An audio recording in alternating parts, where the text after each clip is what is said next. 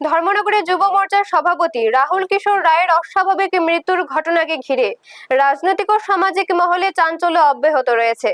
এরই সাথে সামাজিক মাধ্যমে করা একটি পোস্টকে কেন্দ্র করে নতুন বিতর্কের সৃষ্টি হয়েছে।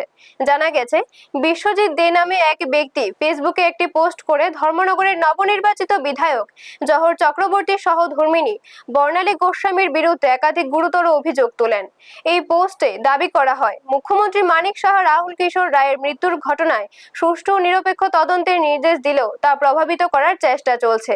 এই পোস্টকে কেন্দ্র করে বর্ণালী গোস্বামী নিজে ধর্মনগর থানায় গিয়ে ওসি মীনা দেববর্মার কাছে বিশ্বজিৎ দের বিরুদ্ধে একটি লিখিত অভিযোগ দায়ের করেন।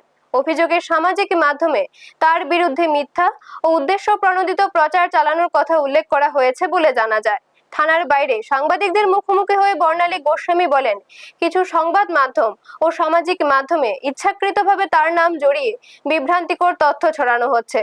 তার দাবি, একটি শোকবহ ঘটনাকে রাজনৈতিকভাবে ব্যবহার করে অপপ্রচার চালানো হচ্ছে। এদিন তিনি প্রয়াত যুবনেতা রাহুল কিশোর রায়ের মৃত্যুতে গভীর শোক প্রকাশ করেন এবং শোক সন্তপ্ত পরিবারের প্রতি সমবেদনা জানান। ঘটনাকে কেন্দ্র করে বর্তমানে ধর্মনগরের রাজনৈতিক মহলে জোর চর্চা শুরু হয়েছে। ব্যুরো রিপোর্ট, নিউজ তৎকাল 24।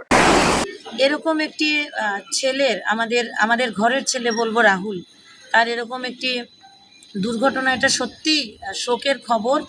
আর সেটা আমরা অবশ্যই চাইবো, যদি এই রাহুলের মৃত্যুটা আমরা কোনোভাবেই মেনে নিতে পারি না। রাহুল যেন আজকে যেভাবে উপরে চলে গেছে, সে যাতে ভালো থাকে, তার পরিবার যাতে ভালো থাকে, সেই কামনা আমি করছি। কিন্তু এরপর আমি আজকে এখানে আসার কারণ হচ্ছে যে এই রাহুলের মৃত্যুকে ঘিরে কিছু কতিপয় লোক, কিছু কতিপয় মিডিয়ারেরাও আমি বলবো যে এরা কি করছেন, আমার বিরুদ্ধে সরাসরি অভিযোগ করছেন যে আমি নাকি যে এই রাহুল কিশোর রায়ের মৃত্যুর পেছনে আমার হাত আছে।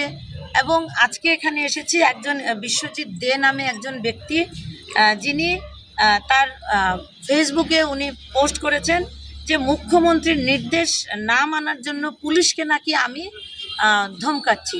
তো এই ধরনের অপপ্রচার কিন্তু আমি কোনোভাবেই মেনে নিতে পারি না।